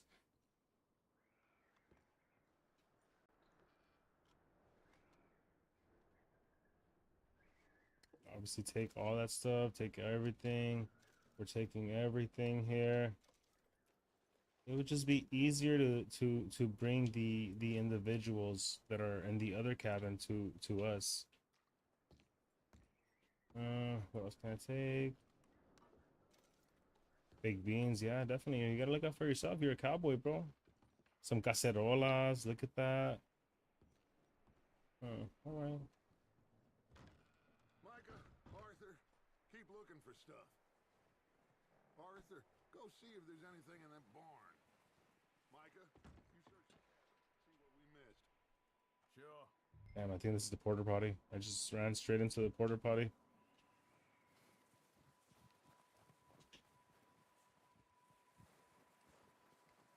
All right, we're getting the hang of the button situation right here. Getting the hang of it right here. Is this the barn that the gentleman was talking about? Or is there another barn? Oh, over there. All right. I said there's a body right there, but everybody was shooting at us. It seems that the right thing to take would be ammo. Why wouldn't you want to take the ammo? I would take the ammo. It seems like the best thing to take would be ammo. See, I kept trying to have my gun out. Come on, bro. Get this boy, bro. Boom. Uppercut this guy. Boom. Look at this. Look at this. Boom. Sneaky little bastard. Should I kill him? No. Not yet. Find out what they're doing here and where Colm is. Oh, this son of a bitch will talk. We're gonna question you, bro. We're not crazy here. O'Driscoll? With the others at an old mining camp southwest of here, near the lake. What are you bastards doing? Why are you up here? We're fixing to rob some train. Gonna blow the tracks. I don't know more than that, I swear. Well, I would say it looks like you have this, Arthur. Do what you want with him. I don't care. But bring that horse when you're done. Oh. I don't know anything else. I feel like I have to just show you a little bit. Boom. You know, I don't want to hit you too much, bro. I feel like that's crazy. They'll leave you. I wonder if he's gonna come back at me because I let him live.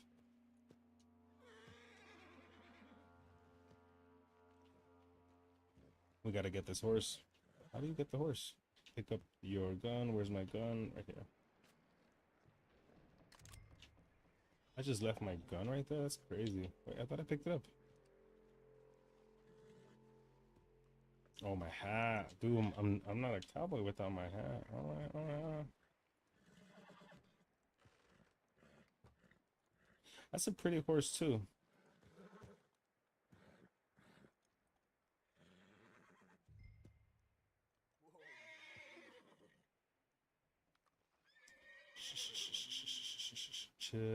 Chill. Good boy. Have to lead the horse, but Wait, and then we're gonna lead the horse. All right, my boy, let's go, let's go. Come on, come on, come on, come on.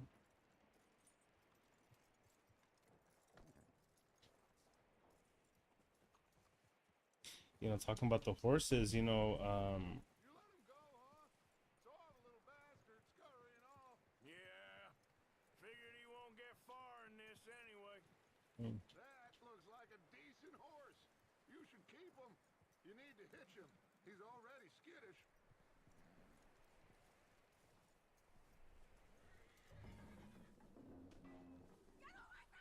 oh damn, there's a girl. Bro, don't be weird, bro. Oh, this dude's being weird. Oh, look what I found in the cellar! Wild thing, ain't ya? Leave her alone. I wasn't doing nothing. She's one of them O'Driscolls. No, she ain't, Michael. Look at her. Miss, are you... Oh, you fool! Michael! Guy's being weird, man. Always a weird character in the mix. It is gonna be okay. We mean you. No harm. Miss. Come on. It'll be okay. We need to get out of here, and quick. Come on now. Oh. You okay, miss? Hey guys, give me a second. I'm just gonna step aside really quick. I don't have like a we'll be back screen, but you know what? I can tell that we're gonna need a we'll be back screen. Give me a second, guys.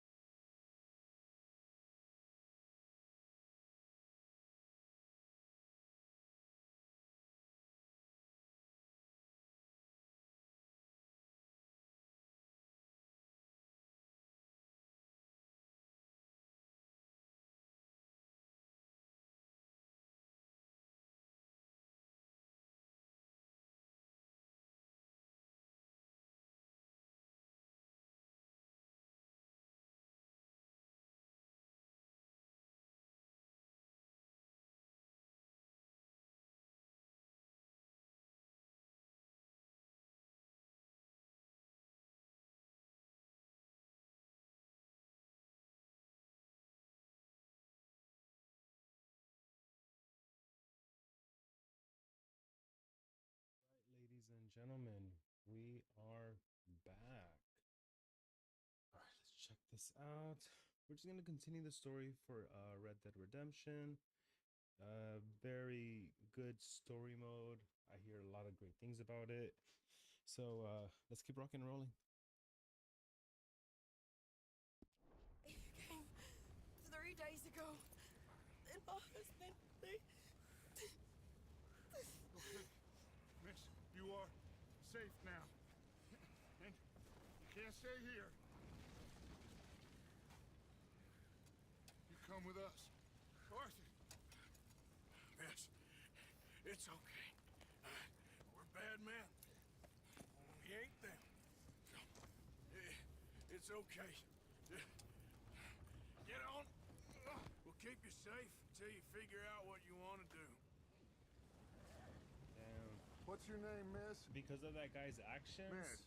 the whole Adler. cabin and the whole area burned down, and it looked like they had a Sadie lot Adler. of supplies, like Mrs. you know, wood and you know, all He- the fireplace, everything. It just looks he like they was had my everything husband. there. So I guess the guy that's dead was her husband.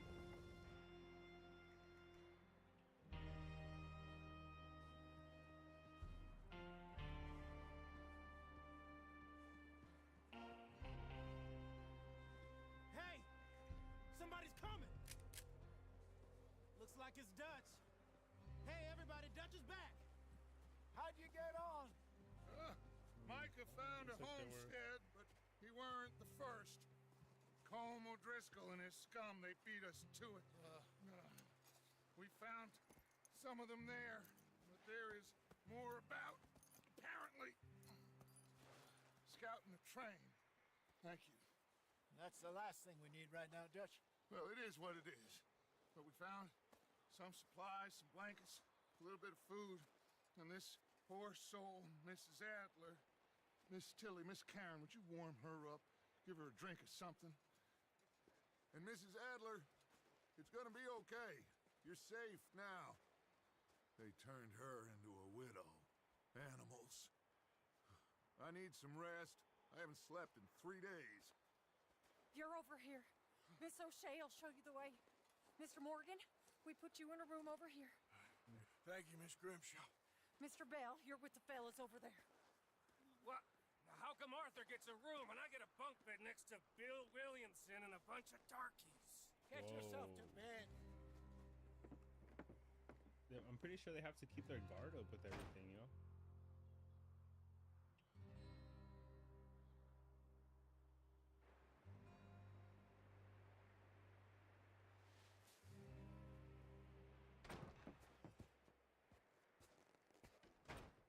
He ain't been seen in days. Weather ain't let up. He's strong, and he's smart. Strong, at least. Hello, Arthur. Abigail? Arthur, how you doing? Just fine, Abigail. And you? I need you to... I'm sorry to ask, but... It's little John. He's got himself caught into a scrape again. He ain't been seen in 2 days. Your John will be fine. I mean, he may be as dumb as rocks and as dull as rusted iron, but that ain't changing because he got caught in some snowstorm. Please go take a look. Javier? Yes. Javier, will you ride out with Arthur to take a look for John? You're the 2 best fit men we've got. Now? We're all... Yeah, we're pretty worried about him. I know. If the situation were reversed, and he'd look for me. Thank you. This way. Last I know, John was headed up the river. For all You we guys know, can also he see kept me riding on north and never YouTube. looked back. He wouldn't leave. Not like that. I go Well, live wouldn't be on the both first time. platforms.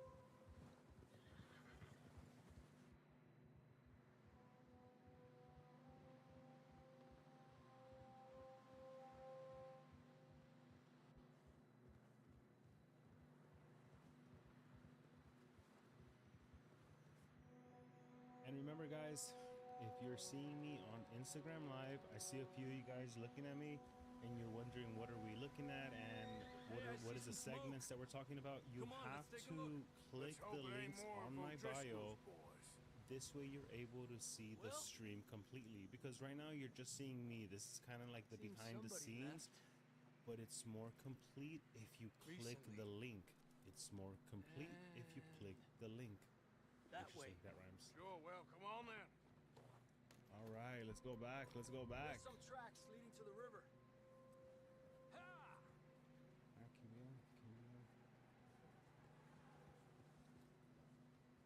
cross. See, they continue up that way. Come on, we should keep moving. Where you going?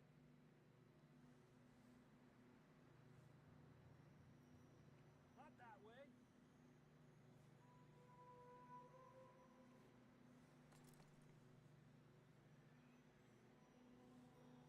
The tracks lead this way, Arthur.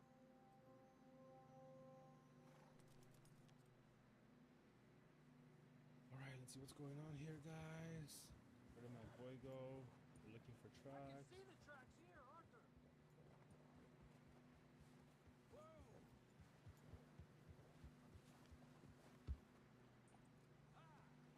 Hey, stay on these tracks. Come on. And it's crazy, they're able to see tracks through water. You think it's John? You tell me. And the These are horses horse just tracks take for it sure, all. but could be anyone. Let's just see where they lead. So, you were there, Javier. What really happened on that boat? We had the money, it seemed fine. Then suddenly they were everywhere. Bounty hunters? No, Pinkertons. It was crazy. Raining bullets. Ha!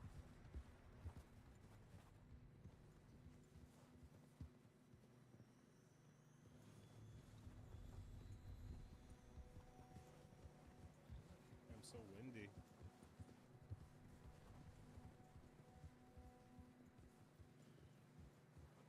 Watch out for this crevice. Dutch killed a girl in a bad way. But it was a bad situation. That ain't like him, though. Good job.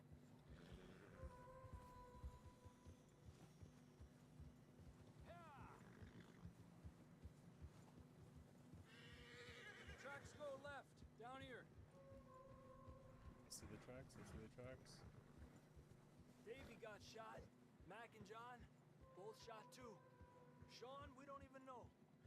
I'm surprised we escaped at all. By the time you boys showed up from the other side of town, we were only just holding on. Bad business, all right. I wonder what kind of adventures we're gonna get into. Damn This. snow's coming in hot again. We'll lose these tracks if we don't move fast.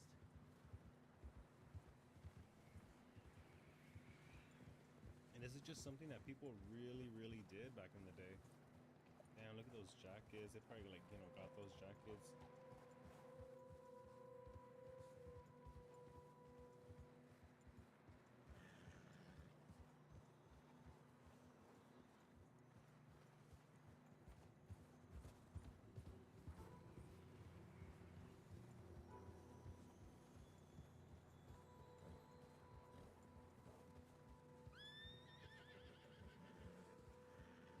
Watch yourself. It's not very wide here. All right, bro. I'm being careful. You be careful too. Don't be pushing me, bro. I don't even know you. You could probably push me off. I don't know anything right now. Come on, boy. Horses are getting tired. So I'm playing the game right now. I don't know about I'm playing this, Red Dead Javier. Redemption We can't follow 2 nothing. on the Let's PC push on a on little bit. Maybe we'll pick up is the it trail Steam again. or Steam? Let's just say Steam. I wonder where that came into play. I thought that was somebody. But before I got this game, it was between this one and Black Wukong. Honestly, Black Wukong was pretty good. I Hey, liked look! it. Over there! You see that? What am I looking at, bro? I don't see nothing. What am I looking at, bro? Come on, come on, come on, come on. What am I looking at? What am I looking at? Let's go!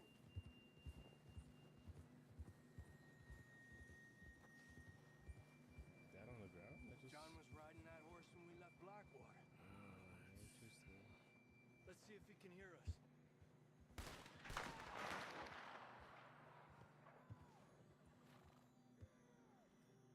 All right, looks like someone's Come on. like someone fell or something.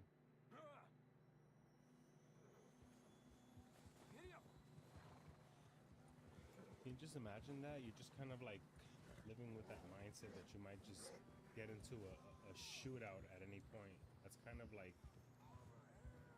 what he's walking around in. Because this isn't like fantasy. I don't think we can go much further on the horses. We'll have to walk from here. Wow, I grabbed that shotgun from your horse. Who knows what's up ahead? Was this it? This is where I got stuck last time. Okay. Oh, my fucking horse just took a shit, bro. Grab your shotgun. Come on. So weird. Oh, wait, hold on, bro. I can't even see my shotgun. Where is the shotgun? Wait.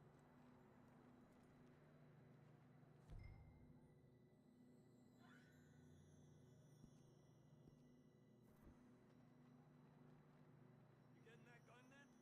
Oh, I only have this gun. Is this what you meant? I think this is where I got stuck last time. I didn't know how to get the shotgun out. Bro, if there's a whole ass shotgun, I would rather get the shotgun, honestly. 2 store weapons, but all horse. Hey, it says horse weapons? No.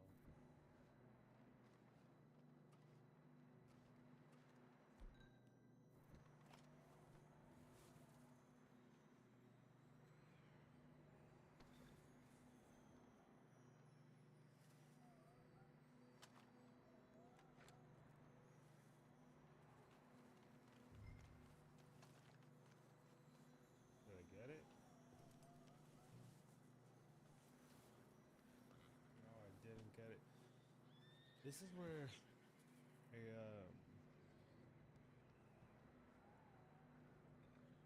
think I got stuck last time. Yeah, let's make it like 9:30 better.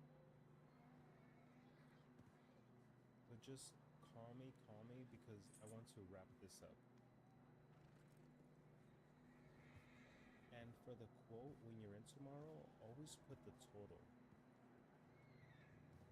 Just talking to my team, guys. Sorry about that. I think this is where I got stuck last time, guys. Hold on, this is a little bit embarrassing. So wait, it says hold and view weapon stored, but I don't have a weapon stored like that.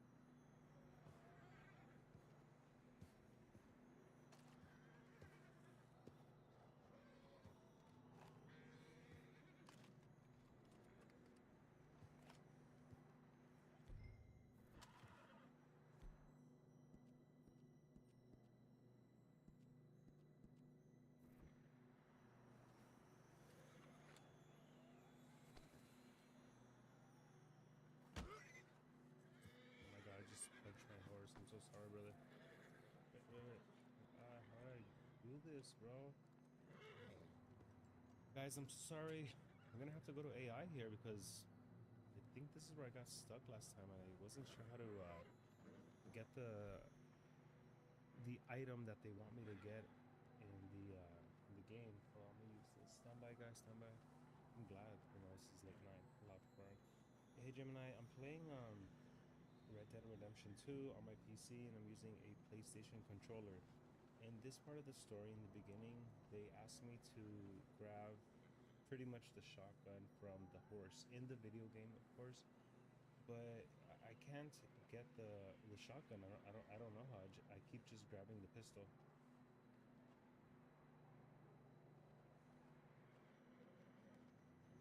To view your stored weapons, you can select the shotgun it doesn't seem that I have it. And am I correct? Look, which one's L1? Is it the bottom or the top button on the Xbox controller? That's an Xbox controller you're holding, and you'll want to use the left bumper, which is the top button on the left side. But look, only that comes out, and I don't see the shotgun. I see. You have the weapon wheel open. To access your shotgun, keep the wheel open and use the bumper buttons, the top buttons on the shoulders of your controller, to cycle through the available weapons until you find the shotgun. No, the guy says that the shotgun's still on the horse, and I don't think I've got the shotgun from the horse already. So how can I grab the shotgun from the horse? You can grab the shotgun from the horse by opening the weapon wheel and selecting the slot for the shotgun. You'll need to use the left trigger or right trigger to cycle through the weapons in their category until the shotgun's equipped. But I don't see it, and the guy's not doing anything with it. Well, it looks like you're on the sidearms tab of the wheel. Try pressing the left trigger or right trigger to cycle through your weapons there, and you should be able to select the sawed-off shotgun.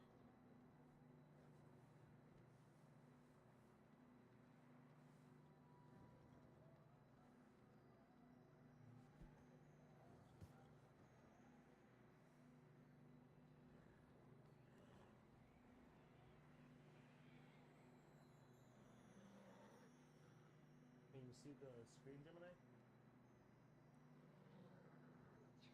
Yes, I can see the screen. It's a bit out of focus. Keyboard's blocking a large part of it. Could you move the camera so I... Hold on. This is where I got stuck last time. I could not. I had no idea how to really view this one. To access the weapon stored on your horse, stand next to your horse, hold down the left bumper, then use the right bumper to switch to the horse weapons tab. You should be able to select the shotgun from there. It says press LB. Which one's LB? LB stands for the left bumper. It's the large button on the top left side of your Xbox controller, just above the left trigger. So, which one? Is it this bottom one or the top one? It's the top button. Okay, but here's the thing. When I press it, it doesn't even show me those weapons. You need to keep holding the left bumper to keep the weapon wheel open, then use the left or right trigger to cycle through weapons until you find the shotgun. That's the thing. I don't have the shotgun. Let me just see if I walk forward right now. Will it do anything in the game? Keep it. Nope. It looks like you need to approach the horse first before you can access its inventory. Try walking right up next to it. Or is it this horse that I should be going to? It's the only thing I haven't tried. You're on the control now, and it's your own horse you need to go to. Just approach it, hold the left bumper to open the weapon wheel, and use the triggers to cycle through the weapons until you find the shotgun.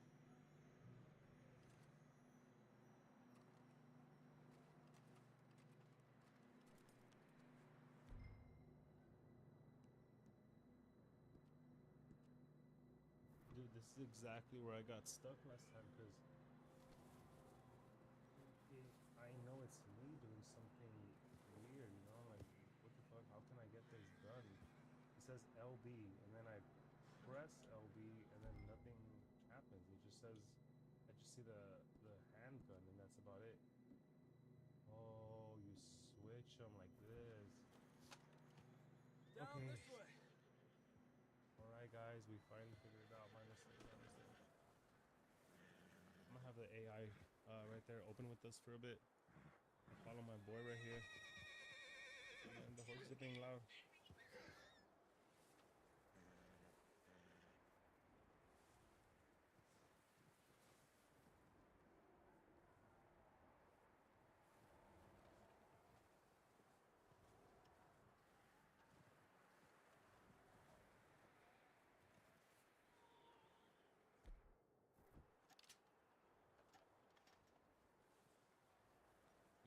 still going.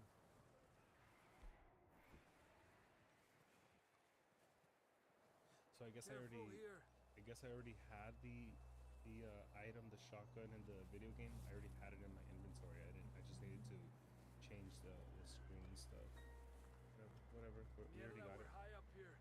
You're telling me. Exactly. It was already there. And then you got it, so we're back on the trail.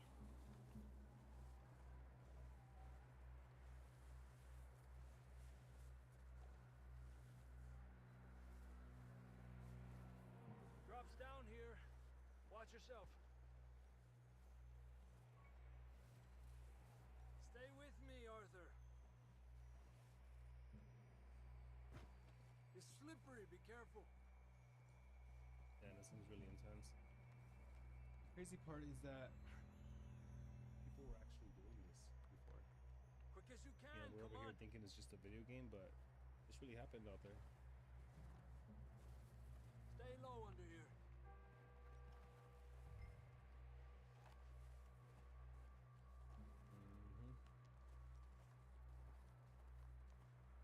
Okay, good now.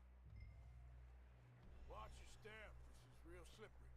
Stay close to the wall. Up this way.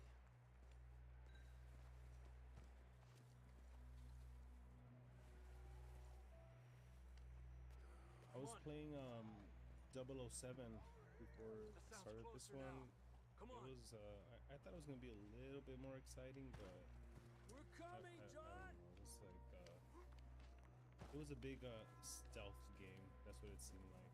It was very, very just like a lot of stealth activities and a little bit of a slow play. I mean, obviously, you know, we have the game. We'll probably just play it to pass it and do some videos on it, but I was definitely expecting it to be a little bit, you know, Been more a tough few exciting. days. I know. What's up, my boy? You got Here. a bottle, bro? Take a drink of that. Thanks. It's gonna get you a Not little designed warm for right this there. snow. You got whiskey. Oh shit! You don't want the bottle? I'd keep the bottle just for. Let's just keep a moving thrill. then. Come on. John, can you hear me?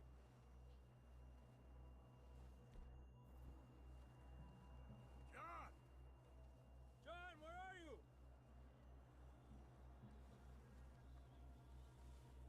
You know, we're just gonna see what's up right here. That's John. We're coming.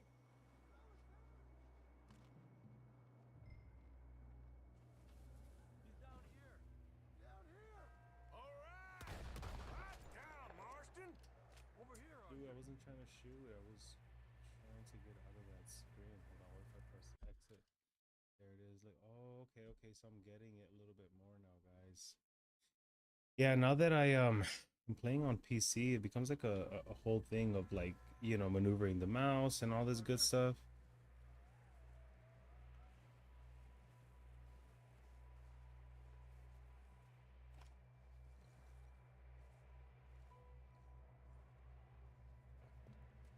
That's quite a scratch you got there. Never thought I'd say this, but it's good to see you, Arthur Morgan.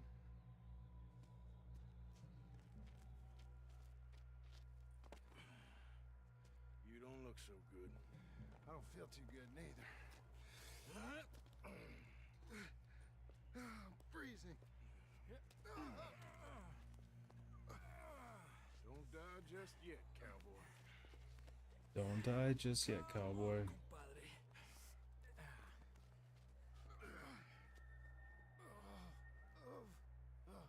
One time, one of my friends was really drunk, and we had to take him like that, and we carried him literally over our shoulder. It was like two of us.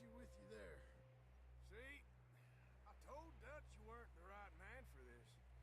I'm sure you did.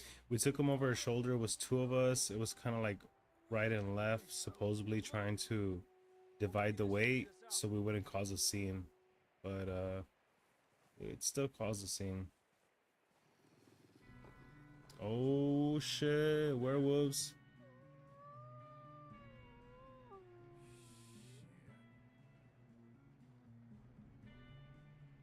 You head for the horses. I'll keep John's friends off. John, come on. Let's get you on that horse.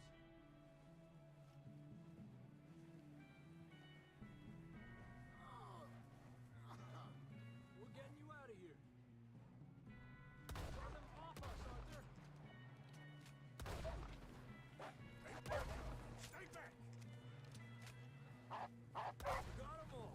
Honestly, between you and me, guys, I feel really bad shooting the wolves. You know, I wish we could have just scared them away. I didn't really want to shoot the wolves. That was a little weird. I didn't want to shoot the wolves. That was weird. I would have tried to feed them and keep them as pets. I wonder if we could just take them down. What will eat them out there now that they're We need to leave now. Whoa. How do I get on the, oh, Y? Okay, okay. So with Y, you get on the horse. Alright, alright. I don't feel too good. You'll be fine. It's just like a dog bite. Well, who did this to him? That's like the real question. Who did this to him? Died an hour later. You ain't gonna die. Not yet.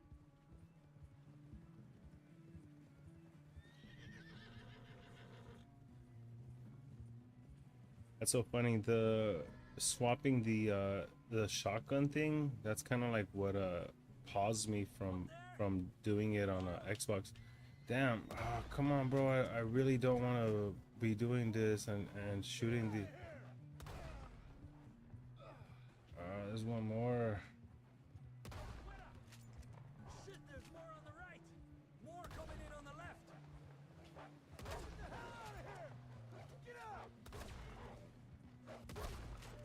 I did not want to be shooting the wolves. That's like the main thing. Jesus. You still with us, Marston? Just about. You're gonna be okay. We have some shelter now. Thanks for coming for me. Of course. That bullet in Blackwater, now this. You had a hell of a time. And Arthur always says, I'm lucky. None of us are lucky right now. There, boy.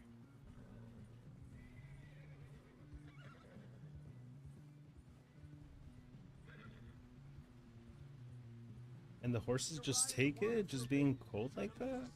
There's nothing they need? Horses don't need anything at all to be warm, they just keep it going? We're gonna need to come up with a better story for that scar. So, freezing, bleeding, starving, damn near getting eaten to death ain't good enough for you. Nah, you can do better than that. One thing you ain't short on is fantasy. Here, let's cross to the left. Yeah, come on. Let's push hard and get back. Oh, bad that the horses were in the cold water. I'm pretty sure that water's really cold. No one's getting water is the question. Up ahead, John. That's where we camped. Nearly there. Yeah.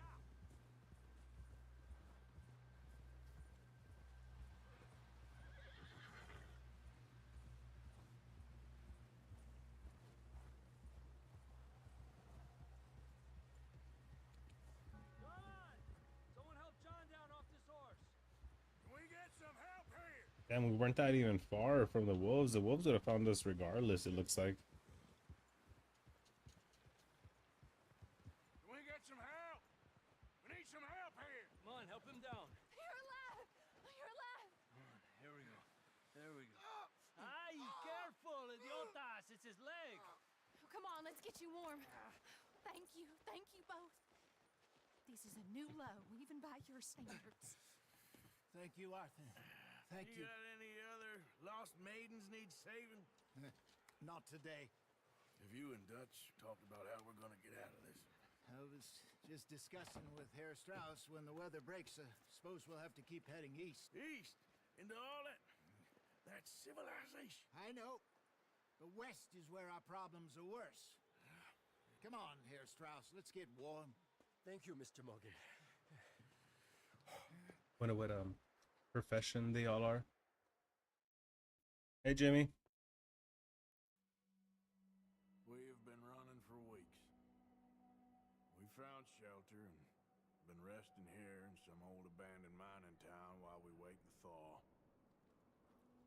spring I had been hoping for.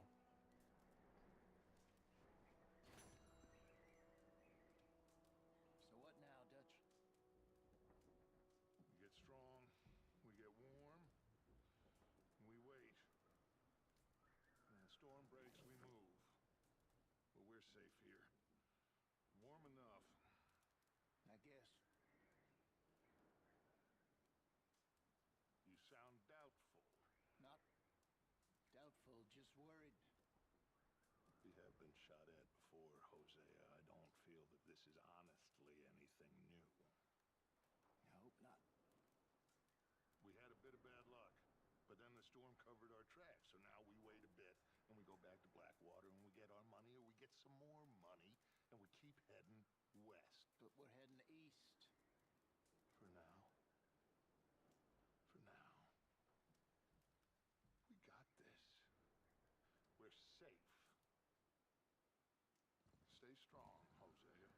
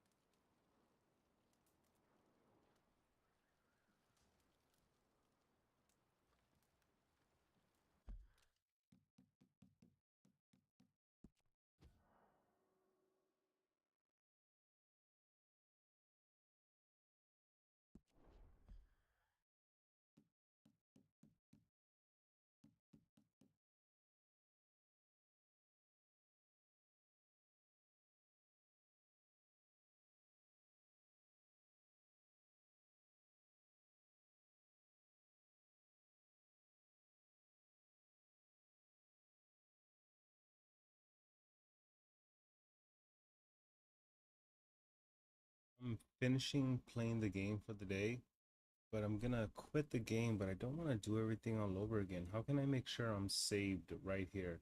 I've been playing the story mode on Red Dead Redemption for a while. I'm right here at this part of the story. We already saved the guy. Did it auto save? Does the game auto save at all, or what am I doing here? Yes, Red Dead Redemption 2 does autosave at certain milestones, but to be absolutely sure your progress is saved right where you are, you can make a manual save. Just open the pause menu, go down to the Story tab, and then select Save Game. Okay, save game. There it is. Now that you're on the Save Game screen, just select one of the empty slots to save your progress. Of course. So when I play the game again, it's gonna turn on the game right there? Not automatically. When you start the game again, it'll load up from the main menu. To pick up right there, you'll need to go into the Story menu and manually load this save file. All right, thank you so much.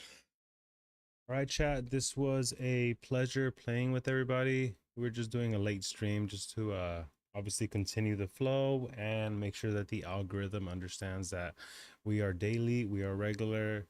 It's already next day Sunday, but later on today, like probably around 7 or 8 p.m. again, we're gonna be at it again, or maybe sooner, and we just, you know, go longer videos, longer gameplay, keep playing Red Dead Redemption more. But I appreciate everybody who